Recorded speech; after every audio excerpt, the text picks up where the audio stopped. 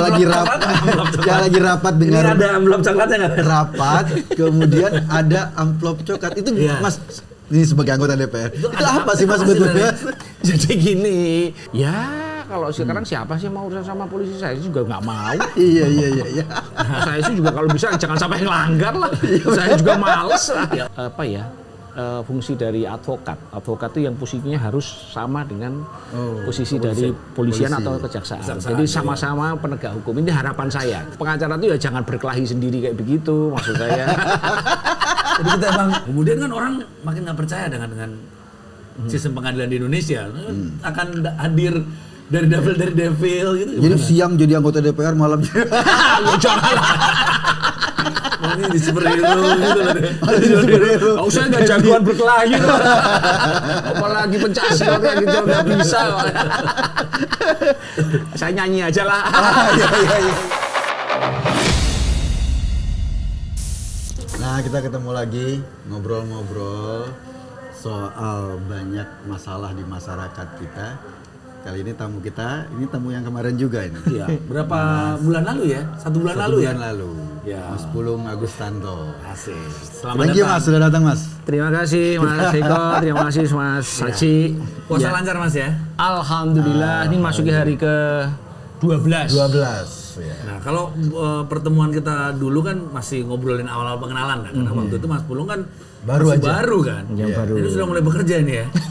Ini udah mulai rapat-rapat. Sudah mulai RDP. Iya, RDP. Rapat dengan Pulung. Dan sudah mulai ada statement juga kemarin Mas Pulung ngomong udah mulai loh ini. Oh iya. Ada kasus kan ya kemarin. Iya. Kasus. Informasi dulu, Mas Pulung ini adalah anggota Komisi 3 DPR. Ya, tentang RI, penegakan hukum. Penegakan hukum dari fraksi PDI Perjuangan. Itu tuh komisi yang penting banget loh. Oh iya, sekarang problemnya kan hukum kita lagi kayak gini nih, banyak Kayak gimana? kasus, ya banyak kasus di masyarakat. Ada satu kasus yang menjadi perhatian emak-emak, menjadi perhatian kita semua, juga perhatian internasional. Iya. Kasusnya ini terjadi di Ngada ya, Mas. Nusa Tenggara Timur. Ya, Nusa Tenggara Timur, ada seorang Kapolres yang melakukan tindak kejahatan seksual dan korbannya anak-anak. Usia 14, usia 12, dan usia 3 tahun, bro. Pedofilia berarti ini. Pedofil. Ketika dia melakukan hubungan yang tidak senonoh itu, kemudian direkam dan rekamannya dijual di situs-situs porno Australia. Dijual malah ya? Dijual. Nah, ini luar biasa. Mas Pulung udah komentar. Iya, udah. Soal itu. Udah komentar. Makanya kita ajak ngomong nih. Sebagai Komisi 3 ini kan menurut gua problem agak serius nih, soal moral. Iya, pasti. Soal anak-anak, soal mencoreng nama bangsa di luar gitu. Iya, menurut saya sih memang itu miris lagi ya, karena ceritanya tentang apalagi dia penegak hukum dan kemudian Kapolres yang kemudian yaitu kan pedofili dan dipasang di situs edal di Australia dan ketahuan bahwa itu yang ngirim adalah dari Kupang, terus kemudian polisi Australia menghubungi divisi Hubinter di Mabes, kemudian Mabes langsung berjalan situ dan ternyata memang ya ini harus menjadi dihukum seberat-beratnya lah menurut saya. Karena memang ya bikin malunya nggak selesai-selesai itu Mas. Yang paling bikin malu adalah yang melakukan adalah aparat penegak hukum. Aparat penegak hukum. Dan dia adalah posisi paling tinggi di kabupaten Kapolres gitu. Jadi ini kenapa perilaku ini sebenarnya kan nggak cuman ini kayak gunung es banyak ya. Karena sebelumnya kemarin ada kasus Sukatani. Mas Pulung apalagi sebagai musisi pasti juga kenapa bisa seperti itu juga pasti ya. Ada tindakan represi dari kepolisian. Kemudian ada kasus juga yang ke aparat oknum mencari bekicot itu ya. Mencari bekicot dituduh jadi pencuri. Ya lama-lama kalau oknum ini kalau dikumpulin ya jadi banyak Polda. juga ya. Jadi Polda loh. Banyak banget semuanya saking banyaknya kan. Berarti kan ketika tuntutan waktu Indonesia gelap kemarin adalah reformasi kepolisian. Berarti memang ada sesuatu masalah di kepolisian Indonesia. Saya pikir juga demikian karena banyak sekali kalau kemarin kita waktu RDP juga sekali ada yang nggak cuman ada kasus sekolah dia pendidikan polisi. Polisi sudah mau lulus kemudian dibatalkan yang lulus karena dianggap menurut masalahnya jadi banyak sekali memang sekarang di polisi ini. Saya nggak tahu juga bagaimana solusinya untuk itu.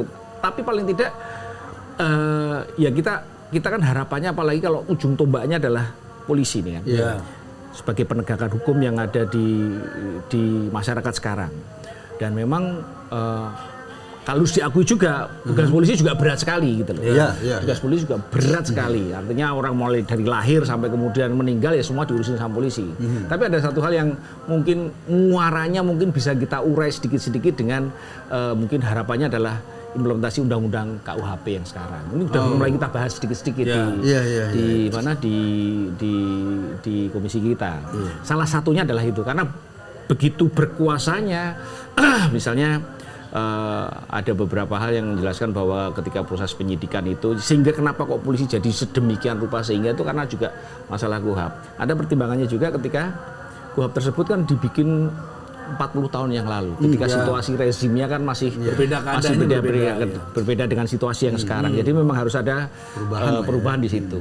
Tapi poin yang paling penting kan kalau menurut saya, kenapa kok polisi banyak sekali yang aneh-aneh kayak begini, ya mungkin dari itu dulu, mungkin dari kitab hukum acara pidana, sehingga artinya ketika polisi melakukan suatu tugasnya itu harus ada pengawasan. Karena dasar hukumnya dulu ya. Jadi ketika dia melakukan sesuatu ya dia harus ada pengawasannya, entah itu pengawasan dalam hal ini ya tentu saja ketika proses penyidikan itu ya harus ada mungkin ada persetujuan dari hakim untuk itu, usulannya itu. Juga faktor yang paling penting lagi adalah menurut saya adalah fungsi dari advokat. Advokat itu yang posisinya harus sama dengan posisi dari polisian atau kejaksaan. Jadi sama-sama penegak hukum. Ini harapan saya. Jadi setara mereka dalam proses penegakan hukumnya ya. Jadi kemudian kalau posisi penyidikannya memang adalah penyidik utama itu adalah memang polisi, dan penuntut JPU penuntut utama adalah kejaksaan begitu. Jadi kemudian ketika yang jadi tersangka atau terdakwa itu ya harus didampingi oleh advokat dan posisinya juga sama. Ya kalau ya mungkin karena KUHP kita adalah nggak mau bisa dikatakan itu adalah warisan dari pemerintahan kolonial kan. Itu kan memang sebagian besar diambil dari sana kan? Ya kalau kita sering nonton film-film itu kan Amerika kan beda lagi kan. Sistem peradilannya berbeda kan. Beda.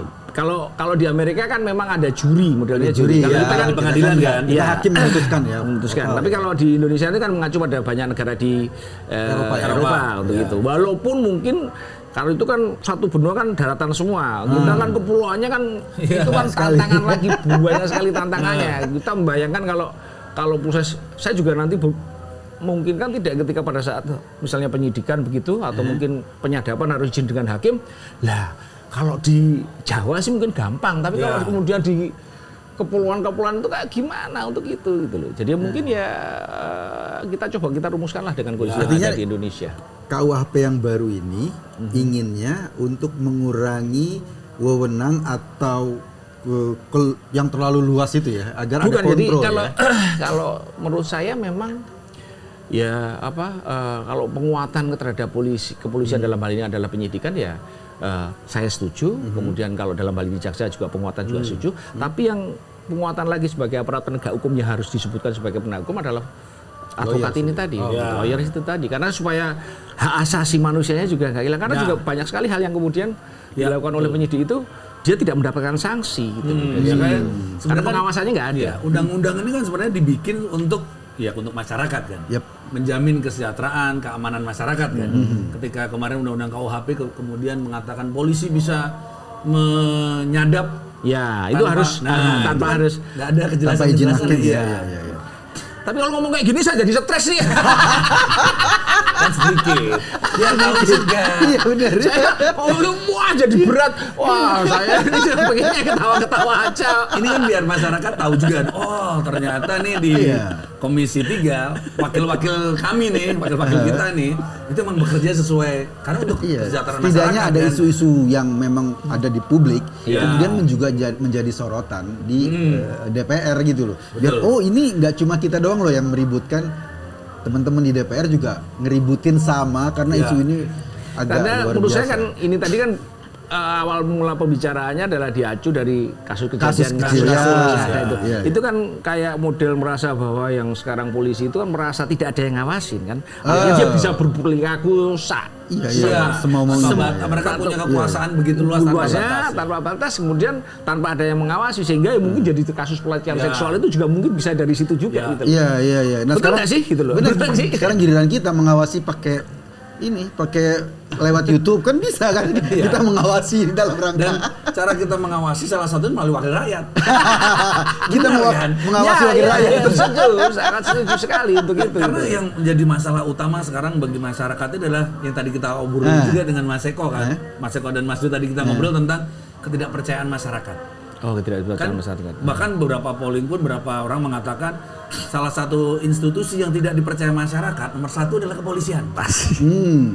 Dan ini kan PR besar loh. Sangat. Bahkan orang bilang udah kalau apa-apa jangan ke lapor polisi, mending lapor damkar gitu kan. Iya, pada kebakaran disuka dibanding-bandingin gitu. Makanya orang tuh harus sekolah biar pinter, jangan jadi polisi gitu. Itu kan kemudian ya gimana pun juga polisi itu adalah bagian dari kalau kata Pak Mahfud itu satu hari saja polisi tidak ada. Ya, negara ini langsung chaos kan. Kita membutuhkan institusi ini kan. Masyarakat membutuhkan institusi ini. Cuma persoalannya adalah institusinya juga harus serius berubah gitu. Itu aku pernah lihat ada suatu kota di Meksiko namanya Xi'an. Kota ini menarik. Kota itu dulu dikuasai mafia narkoba, kartel, kemudian mereka merambah hutan, benar-benar kacau lah. Polisinya korup, dilawan sama masyarakatnya sendiri ya gitu. Masyarakat akhirnya melawan. Tidak ada polisi lagi, dibubarkan. Wali kotanya dipecat, akhirnya menjadi kayak komunitas. Kemudian mereka bikin polisi sendiri. Mereka bikin polisi sendiri. Dan akhirnya diakui oleh pemerintahan Meksiko.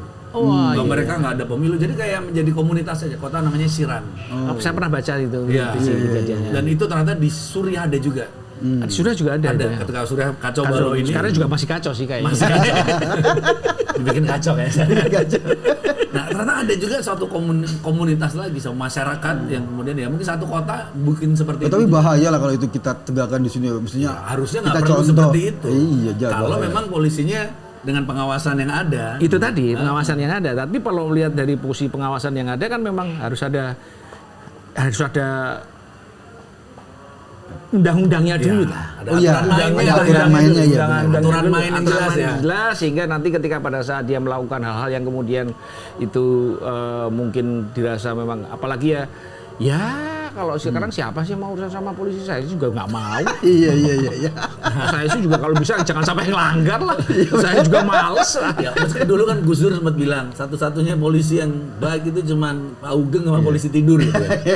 Tapi saya sebenarnya masih yakin banyak sekali sebenarnya polisi-polisi yang baik, gitu. Yang banyak sekali juga. Ya ini kan beberapa cuman karena memang dari sisi masalah jumlahnya kan juga itu tadi kalau saya ngelihat begitu banyak fenomena kejadian polisi sekarang pada yang aneh-aneh kayak begitu, kasus-kasus kayak begitu ya mungkin kita uraikan dulu dari Undang-Undang KUHP dulu yang mungkin rencana akan diimplementasi tahun depan dan mungkin akan diputuskan untuk tahun ini untuk jadi rancangan undang-undang menjadi undang-undang. Itu gitu. Sampai gimana prosesnya di Komisi 3 sendiri tentang sekarang kalau kami kemarin undang KUHP ya kita sudah bicara dengan beberapa teman-teman dari advokat yang kemudian juga usulan-usulan mereka juga kita tampung semuanya dan prosesnya sih masih berjalan terus karena memang banyak sekali yang terjadi ya tarik-menarik kan biasa, tapi kan pembahasan kan tetap aja masih harus berjalan. Tapi semangatnya dari teman-teman Komisi 3 sih bagus untuk itu dan aku lihat juga untuk kedepannya juga semakin bagus lagi lah. Itu masyarakat bisa peran serta dalam pemutusan ini juga? Kalau memang ini kan proses berikutnya nanti ya kayaknya. Ya kalau ini karena memang usulan dari DPR, jadi kemudian daftar inventarisasi masa DIM-nya itu juga cuma pemerintah saja yang ngisi.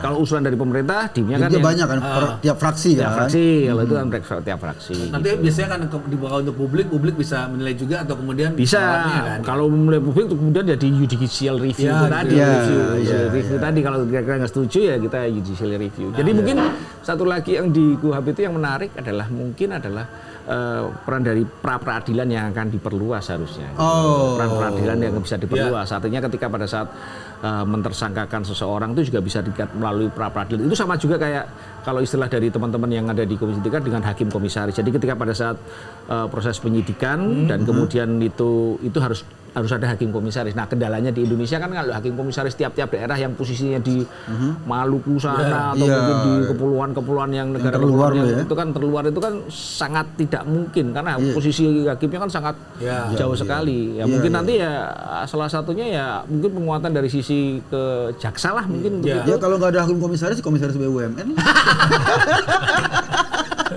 Atau Jajbau. Jajbau ya. Mau kan ntar di sana.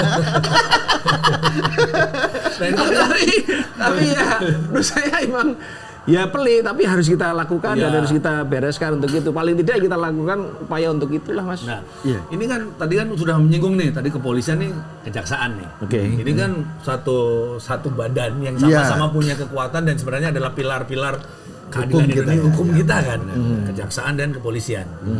Ya, tapi ini kan kayak ya kalau masyarakat lihat kita ya sebagai masyarakat yang bodoh ya dalam sudut pandang kita ini kayaknya ada lagi adu kekuatan gitu kan.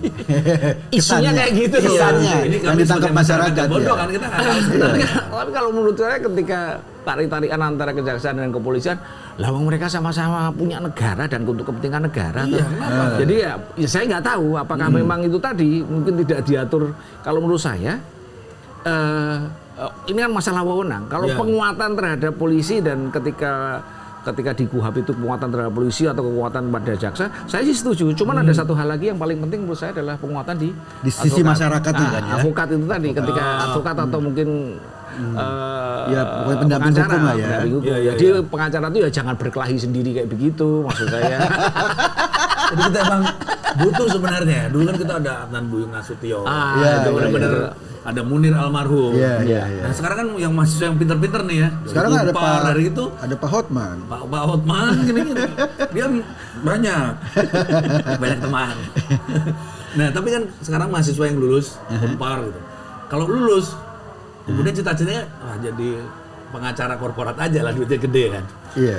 Memang iya sih artinya tapi kalau kan kita butuh pengacara publik lah ya. Publik yang memang kemudian membantu peradilan untuk rakyat kan. Ya beberapa teman-teman pengacara itu juga banyak sekali yang mereka juga selalu ketika pada saat mungkin nyari duit juga sebagai korporat untuk itu mereka juga melakukan pro bono. Jadi ada hal-hal yang kemudian dia harus melakukan. Ini memang dia tidak nyari duit karena bagian dari melihat ketidakadilan terhadap seseorang itu biasanya selalu didampingi untuk itu. Dan banyak teman-teman pengacara saya yang melakukan untuk melakukan dengan karena perempuannya juga bagian dari kan tidak semuanya juga mampu bayar kan untuk itu kan nggak semuanya juga CSR-nya lawyer lah ya. Pelayanan. Artinya kan nggak bisa kemudian semua kan harus dihitung dengan duit gitu. Ada yang dia melakukannya untuk tapi gini Mas, kalau katakanlah bagi masyarakat yang ini kan kalau masyarakat yang secara ekonomi cukup dia bisa bayar pengacara kan. Tapi pada masyarakat yang ekonominya nggak cukup kemudian pro bono. Sementara di satu sisi yang negara ini kan difasilitasi negara, digaji negara. Ini sifatnya pro bono. Ini bisa berimbang nggak nanti itu kan? Gitu ya? Tapi kan ada biasanya kita ada kena kasus hukum dari kejaksaan ke pengadilan itu memberikan pengacara ya. Pengacara ya itu tadi yang berdasarkan pengadilan itu pengadilan juga bisa mengasih pengacara gratis itu dari pengadilan ya. Tapi kalau takutnya memang masalah hukum ini nggak ada ketidakadilan seperti ini, tiba-tiba akan jadi seperti film Daredevil. Siangnya pengacara, malamnya dia jadi Daredevil tuh. Ya Daredevil udah nanti Hotman tiba-tiba gitu ya. Siang dari pengacara, malamnya Daredevil apa sih hakim kalau nggak salah ya? Pengacara. Pengacara. Jadi pengacara buta tunanetra. Oh iya tunanetra tapi dia jagoan kelahi itu kan. Malamnya dia gebukin penjahat-penjahat. Dan kalau di season barunya lawannya itu sekarang jadi wali kota. Kingpin-nya jadi wali kota. Gitu ya. Gimana ya? Bahaya ini, udah masuk wali kota bahaya ini. Tapi dulu film ada juga Dark Justice ingat nggak? Iya. Kalau siang jadi hakim kalau dia. Dark Justice, saya ingatnya Dark Justice kan. Kalau Daredevil malam kan jadi gondrong, gebukin orang juga. Atau ada film Dexter tuh kan? Dexter itu dia siang jadi analis laboratorium forensik, malam jadi ngebuntuin para penegak keadilan yang bergerak sendiri gitu. Ya, nah ini kita takutnya kan karena masyarakat kemudian merasa tidak ada kepastian hukum, keadilan tidak berjalan dengan semestinya. Ya, kita lihat kasus korupsi timah misalnya cuma dihukum 6,5 tahun meskipun akhirnya jadi 20 tahun ya. Setelah nanti dipotong-potong jadi cuma 16 tahun mungkin ya. Atau masa tahanan, berlaku baik gitu. Pasti perilakunya baik sih dia. Oh iya. Iya dong. Mau ngapain lagi? Nah, kemudian kan orang makin nggak percaya dengan sistem pengadilan di Indonesia. Akan hadir dari devil gitu. Jadi siang jadi anggota DPR, malam ini di superhero gitu loh. Nggak usah nggak jagoan berkelahi. Apalagi pencaksilat kayak gitu nggak bisa. Saya nyanyi aja lah. Iya. Akhirnya mungkin ya dengan caranya masing-masing. Salah satunya kalau Mas Pulung jadi wakil rakyat, ya ini akhirnya menegakkan hukumnya dengan cara ya sebagai wakil rakyat ya. Rakyat dengan bikin undang-undang itu tadi. Karena kalau ngelihat tadi permasalahannya yang dia ada di polisi sedemikian banyaknya karena memang yang bersentuhan langsung dengan masyarakat langsung kan memang polisi. Semuanya kan lewat polisi, semua sisi kan lewat polisi. Bukan jaksa. Jaksa itu kan memang posisinya kan kalau sudah proses baru ke jaksa untuk itu gitu. Nah, ini kalau proses tentang ini lebih luas nih tentang masyarakat. Ini saya sebagai sebagai rakyat pengen tahu proses jadi diajukannya RUU menjadi undang-undang gitu. Pengajuan RUU aja kan banyak yang tiba-tiba cepet. Tiba-tiba cepet kan, ada yang lama banget gitu. Misalnya perampasan aset katanya, nggak kelar-kelar gitu kan. Kemudian tentang kekerasan seksual gitu kan, nggak jelas, masih nggak jelas. Tapi ada yang tiba-tiba mau cepet nih. Langsung jadi ya? Langsung jadi. Undang-undang TNI misalnya. Kan masih dibahas. Tapi kan tiba-tiba cepet. Tapi ini kayaknya belum lama tiba-tiba. Yang kemarin yang cepet tuh undang-undang tentang mineral ya. Mineral. Ya. Tiba-tiba langsung bisa. Ya kan mungkin era rezim sebelumnya itu adalah mungkin kasus Omnibus Law itu kan ya. Jadi kan prosesnya kan sedemikian rupa sehingga itu kan mungkin jadiin proses percepatan dari sisi masalah undang-undang. Jadi kemudian karena saya juga baru saja jadi anggota DPR baru 4 bulan, jadi ya kadang-kadang loh kok sudah jadi gitu aja. Anggota DPR aja loh udah jadi. Apalagi Sudah jadi. Tapi kan ada kita kan bisa mengcounter itu tadi dengan ya kalau kita minta judicial review di MK kan juga pasti bisa. Artinya kan kita harus mengawasi terus lah mengenai masalah undang-undang itu. Betul. Intinya kalau saya kok masih punya harapan bagus lah untuk Indonesia ini. Walaupun mungkin situasinya kan sekarang kan jadi ada masalah ekonomi, kemudian juga efisiensi, terjadi PHK di mana-mana dan kemudian karena juga saya pas kebetulan kemarin itu juga panja impor juga, jadi ada yang banyak yang importer yang nakal kan untuk itu kan, jadi kemudian impor apa? Harusnya kan impor plastik tapi kemudian dia jadi impor tekstil itu kan masih di ini kan kemudian kan jadi itu yang jadi melibatkan kalau menurut saya berkenaan langsung dengan urusan masalah pabrik-pabrik itu tadi gitu. Karena juga ujung-ujungnya juga Permendak nomor berapa ya saya lupa waktu itu yang memang membolehkan semua impor dalam bentuk bahan jadi itu gitu. Karena sementara kalau kita digelontori semuanya dari China, terutama dari China pasti kalah karena dari sisi masalah efisiensi dari skala ekonomiknya gitu ya. Ya kalau ngelihat gampang aja lah, mungkin sekarang lagi cukup heboh misalnya Indonesia Airlines itu ya. Itu pakai nama Indonesia, kantor pusatnya di Singapura. Karena mungkin kalau pikiran saya, kenapa kantor pusatnya di Singapura ya mungkin karena kita harus koreksi dari sisi biaya tingginya di Indonesia gitu. Sebenarnya biaya tinggi kalau memang benar biayanya tinggi nggak apa-apa kan. Ini kan nggak tertulis biaya tingginya itu nggak ada dalam aturan. Iya. Susah tuh bikin perencanaan financial planningnya susah tuh ya. Besok saya mau ngajuin lah kalau ke Komisi 3 nih. Saya tiap bikin event, karena kepolisian itu kan nggak perlu izin kan nggak bayar katanya. Tapi kenyataannya itu ada izin event.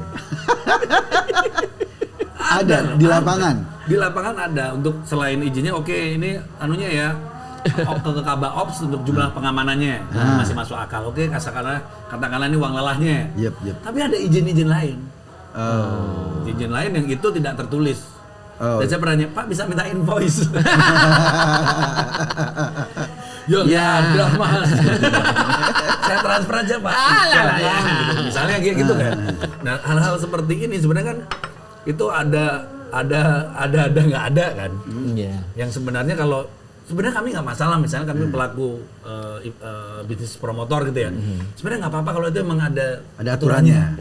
Oke, untuk penonton di bawah 500 orang, izinnya sekian, jumlah pengamanannya sekian. Dengan jumlah biayanya penonton sekian, biayanya gitu. sekian. Jadi sudah jelas semua kan, kayak kita bikin SIM lah, semua udah jelas kan. Ya mungkin karena kalau yang khusus event itu ya saya nggak, nah itu mungkin kasus per kasus juga gitu. Saya juga pernah bikin event juga. Ada biaya memang untuk biaya masalah keamanan itu memang juga ada di situ. Tapi kalau didetailkan kayak begitu sih dan itu masuk sebagai pendapatan negara sih mungkin lebih setuju untuk itu aja. Tapi kita mikir yang gede-gede dulu aja nih.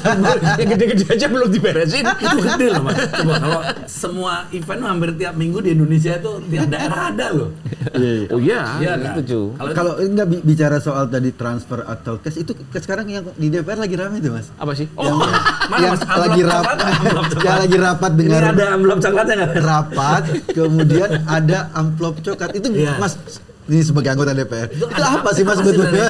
Jadi gini, itu ya karena mungkin netizen aja yang kepo. Kalau menurut saya memang kalau saya misalnya kunjungan kerja ke satu daerah di Kalbar atau pergi ke Jawa Timur untuk itu, ke Surabaya untuk itu memang ada biaya yang kemudian di reimburse karena kan saya harus beli tiket dulu nih, beli tiket pesawat dulu, terus kemudian nanti diganti sama pihak sekretariat. Biasanya dalam bentuk cash kayak gitu. Cuman ya kemarin itu ya karena lagi ya apa saja sih itu. Tapi itu resmi Mas, itu karena dipotong pajak semuanya kalau menurut sih. Kalau coklatnya ada memang resmi. Itu coklat itu memang resmi. Jadi kan memang ada DPR RI-nya gitu. Iya, ada namanya, ada jumlah, ada pemotongan. Jadi jumlahnya biasanya nggak bulat gitu, pasti karena dipotong pajak dan sebagainya. Terus ada namanya, terus ada kop DPR gitu dari kesekjenan untuk itu. Ya kalau itu hal yang sangat biasa karena memang kan nggak mungkin juga mau nyogok di tempat RDP kayak begitu. Gila aja gitu. Apalagi pakai tanda tangan segala macam gitu loh. Kita dulu juga gitu ya. Kenapa? Habis podcast ini pulang-pulang dikasih amplop dulu. Dulu gitu kan. Karena kita nggak mau apa aja amplop. Nggak ada. Transfer gitu lah ya. Sekarang kita langsung kasih kris. Dulu kalau yang tebel gitu karena 2000-an banyak. Karena mungkin orang akhirnya ngebayangin kan, karena mungkin masyarakat tuh selalu tadi trust, problemnya kan kita punya trust issue ya.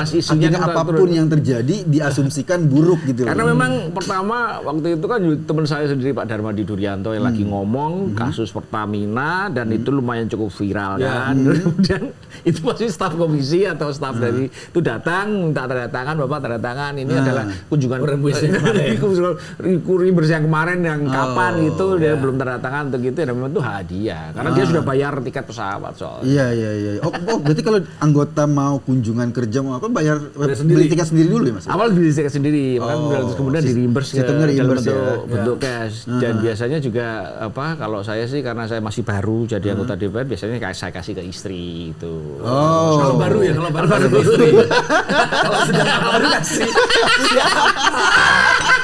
Saya terjebak sendiri ya. Masih tertembak saya. Boleh dicek. Iya. Berarti yang masuk ke istri sudah dipotong pajak gitu. Sudah dipotong pajak gitu. Tapi kalau itu cerita beneran. Jadi istri saya ngarep juga. Ada itu rebuis ya. Itu kan berarti uang kita sendiri. Uang kita sendiri ya, uang saya sendiri. Bukan di reimburse, emang dibalikin sama sekretariat. Ada di rumah ada badan anggaran juga di rumah. Iya. Ada auditornya tuh. Oh ini kurang kehormatan sini dulu. Makanya ketika kasus yang tadi yang minta amplop itu, khusus orang ngabarin ini jodoh kayak gini ya, tak jelasin itu kan memang. Oh gitu. Iya, terus jadi komplain dia. Kamu. Ya itu kan kontrol saya kan dari sisi keluarga bahwa istri saya juga nggak pengen karena kalau istri sendiri keluarga sendiri juga nggak kemaruk kayak gitu kan jadi kemudian saya juga mencari apa sih gitu. Iya benar. Wong Dan memang biasanya kejebaknya di situ kan, dalam artian keluarga kemudian tidak peduli mau dapat dari manapun gitu kan, pada akhirnya orang merasa bebas gitu. Kalau ini kan ada kontrol kan, sebelum kita yang kontrol kan istrinya masuk duluan. Kalau istri terlalu ngontrol juga. Ya itu. Ini curhatan ya. Istri terlalu ngontrol. Iya. Apalagi urusan duit itu. Apalagi ajudan yang ajudan merekam istri. Balik tadi Mas, kira-kira KUHP ini tahun ini ya? Ya, rencananya ini memang pembahasan dulu. Kalau kemarin itu kan memang dari baru awal-awal adalah teman-teman advokat yang mungkin organisasi advokatnya kan banyak juga, ada Peradi yang kemudian cuman ada beberapa yang pengen diundang lagi untuk itu supaya kita dapat insepsi dari mereka untuk kira-kira masukannya kayak apa untuk itu. Dan habis ini mungkin juga nanti ya kita mungkin LBH barangkali ya. Iya, itu LBH. Kalau LBH kan memang mereka rata-rata kan juga pengacara kayak siapa yang kemarin datang, Pak Magdi Ismail, Bang Luhut, Bang Arif, dan ngomongnya kan Bang Petrus Balapationa itu kan juga ngomongnya juga lumayan cukup detail mengenai itu, dan harapannya adalah untuk itu gitu loh. Jadi kalau menurut saya memang poinnya adalah penguatan dari sisi advokat dan kemudian cakupan dari pra-peradilan yang akan mungkin diperlebar untuk itu. Ya harapannya ya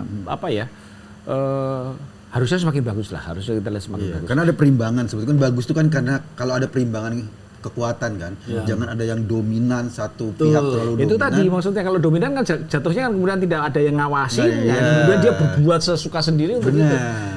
Benar. Ini dari saya lu ya. Tapi kan Mas Mulung wakil kita. Iya benar. Yang kita tempatkan di Komisi 3. Apa kita sih? Iya, iya. Nah, harusnya makin banyak nih ya komunikasi kita dengan wakil-wakil kita kan. Ya, biar sebetulnya gini kan, kenapa timbul trust issue? Karena informasinya nggak nyambung. Ya. Karena informasinya seolah-olah tertutup, tidak ada komunikasi yang bagus, akhirnya timbul trust issue. Kalau kita sering kayak gini nih, kita kerja DPR kayak gini loh. Ya, Sudah maksimal kayak gini, masyarakat juga tahu. Jadi ada timbul mulai percaya atau isu trust issue itu nggak lagi menjadi persoalan di masyarakat. Kita juga membuka untuk mungkin para penonton yang mungkin ingin menyampaikan sesuatu bisa ke komentar, nanti akan kita baca dan kita bahas di episode berikutnya ya. Wah, itu lebih bagus. Iya, kita akan kayak gitu. Kita suruh bahas apa nih gitu. Iya, jadi terutama di Komisi 3 kan. Di Komisi 3 penegakan hukum soal penegakan hukum, kalau ada isu, kalau ada masalah, kalau ada usulan atau ada persoalan yang dialami, monggo di sini di komen ya, tulis saja. Silakan, kita akan coba diskusikan, bahas, dan mudah-mudahan kan ini wakil kita loh. Ya, karena ada 20 redaksi kita ini ya, 20 orang ini akan membacanya ya. 20 orang. Efisiensi. Ya. 20 orang itu merangkap semuanya. Mas Mulung, terima kasih ya Mas. Terima kasih sama-sama Mas Haji, Mas Eko, terima kasih. Obrolannya bulan puasa nggak terlalu barbar kita ya. Ya, kita ngelihat situasi dulu lah. Mungkin bulan depan kita coba lagi. Kita cari isu apa lagi. Mudah-mudahan isu-isu yang teman-teman sampaikan itu bisa kita suarakan dan kemudian menjadi PR yang kemudian bisa dibantu untuk diselesaikan gitu kan. Soal mekanisme tentu saja ini mekanisme penyuaraan kan pasti lembaga-lembaga hukum kan yang akan melakukan penyelesaian, tapi mudah-mudahan ada dorongan dari kita. Betul. Gitu. Jadi kita untuk memperbaiki bangsa ini bisa melalui parlemen, bisa melalui podcast, rakyat, melalui podcast, atau kita yang ada di jalanan juga. Oke, terima kasih, kita ketemu lagi minggu depan.